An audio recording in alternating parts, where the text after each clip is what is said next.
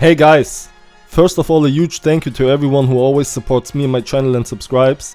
In today's run I want to show you how I grow and harvest a wedding cake organically. The breeder is 420GEEKS, and another huge thank you to the guys for sending me those seeds.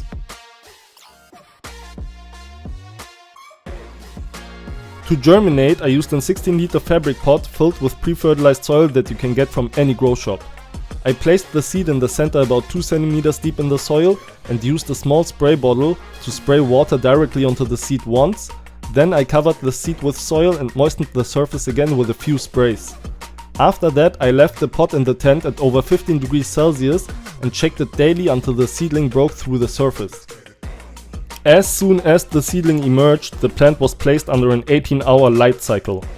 Day 1 is counted from the moment the seedling broke through the surface and shed its seed coat.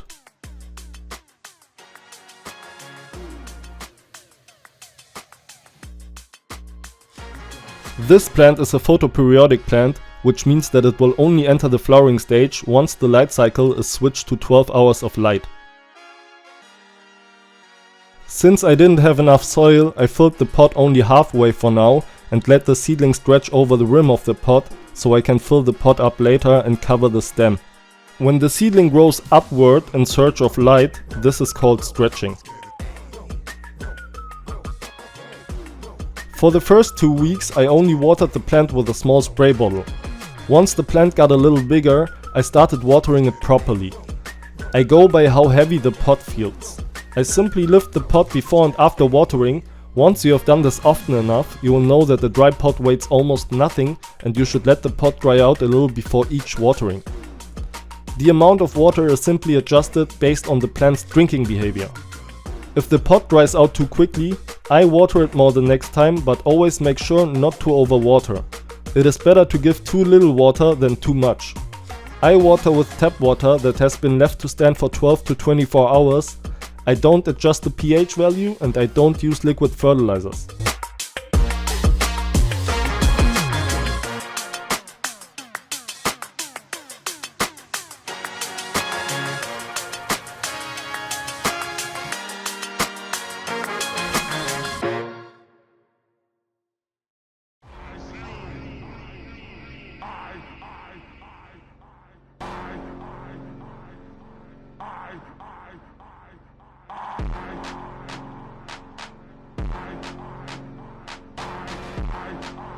Let's take a quick look on the setup. The setup is a 70 by 70 by 160 cm Spider Farmer complete grow tent kit with a Spider Farmer SF1000 LED, a 100mm or 4-inch inline fan, a 100mm or 4-inch activated carbon filter, and the 6-inch Spider Farmer clip fan with different speeds and adjustable oscillation. The entire GGS Smart ecosystem is automatically monitored and controlled via the GGS Smart Controller. I personally really like using the Spider Farmer app because it is a very simple and hassle-free solution. If you're interested, check out the links in the video description and use my code 420Lexikon with K for an 8% discount on all Spider Farmer products.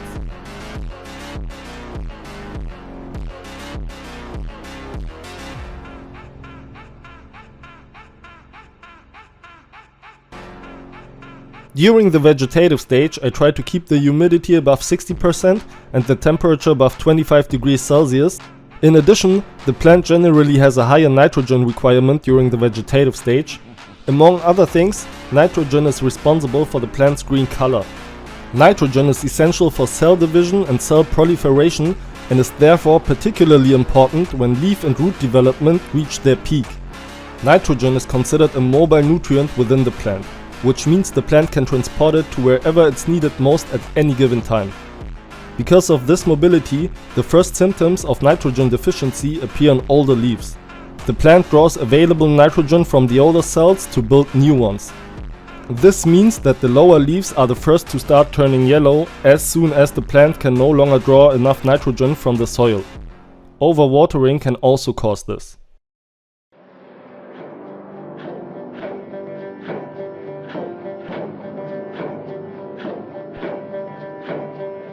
You can influence the node spacing by adjusting the distance of the lamp or the light intensity. During the growth stage, I run the lamp at 50% power with a distance of approximately 20 to 25 centimeters depending on the desired node spacing.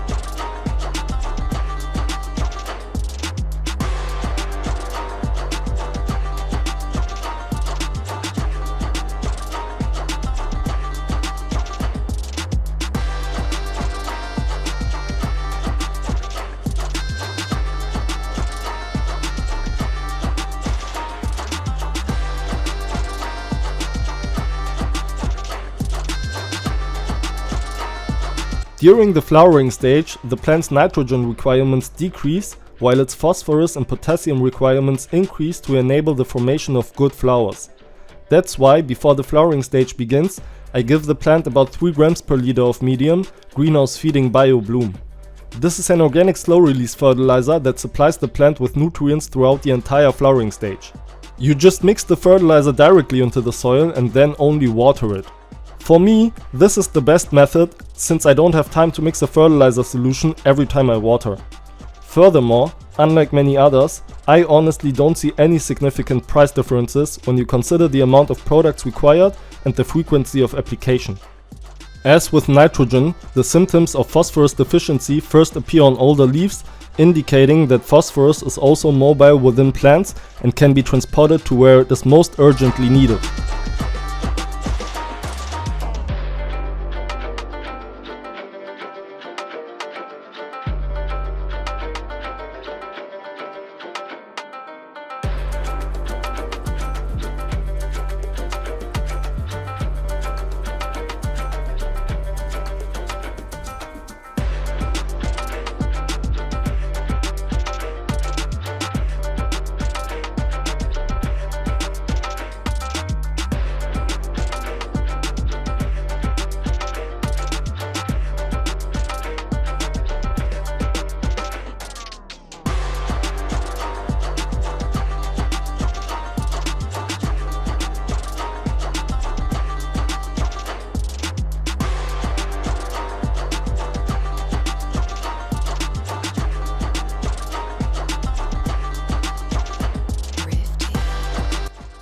A few days later, a white mycelium layer forms on the soil surface. This is a beneficial network of fungal threads that promotes microbial life in the soil, breaks down organic matter and makes nutrients available for the plants. The mycelium is completely harmless to humans, pets and the plant itself. Here the plant is in the stretch phase. This is the first 2 to 3 weeks of the flowering stage, during which the plant grows 100 to 200% in height, depending on the strain and the length of the vegetative stage. During the flowering stage, I lollipop the plant in the 3rd week, around day 21. When lollipopping, I remove all upper leaves that cast shadows on the bud sides, all lower leaves that no longer receive light, and all bud sides that are located in the lower third of the plant and are too underdeveloped so that the plant focuses on the upper flowers. Here you can see what the plant looks like after lollipopping.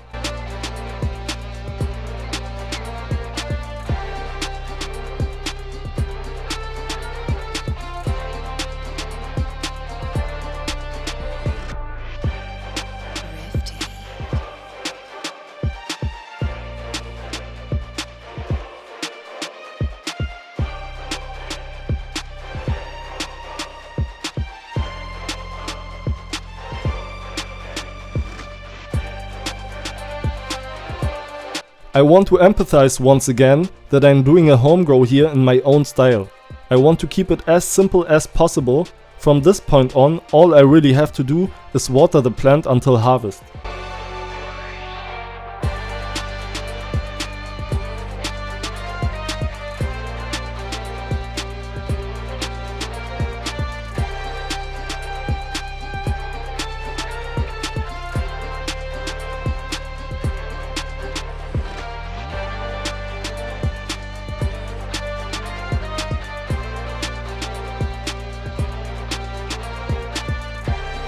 In every growth stage, the VPD, which stands for vapor pressure deficit, is actually the ideal value that you should focus on.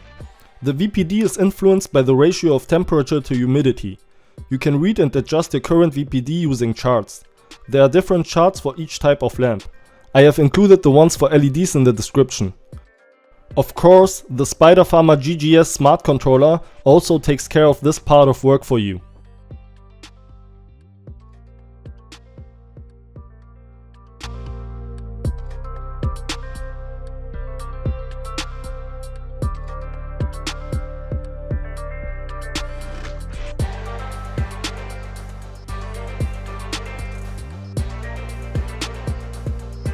Throughout the day, so as long as the lights are on, I keep the recirculating clip fan on simply to reduce the chance of mold developing.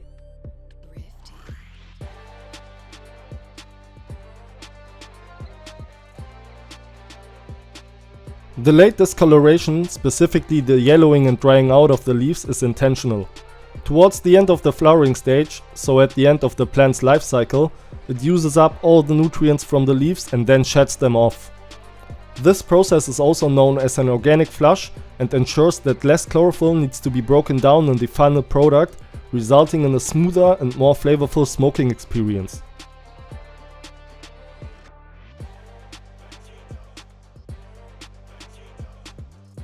During the first few weeks of the flowering stage, I sometimes let the temperature rise as high as 29 degrees Celsius. In the last 2 weeks of the flowering stage, however, I am more careful not to let it exceed 25 degrees Celsius in order to preserve terpenes and cannabinoids.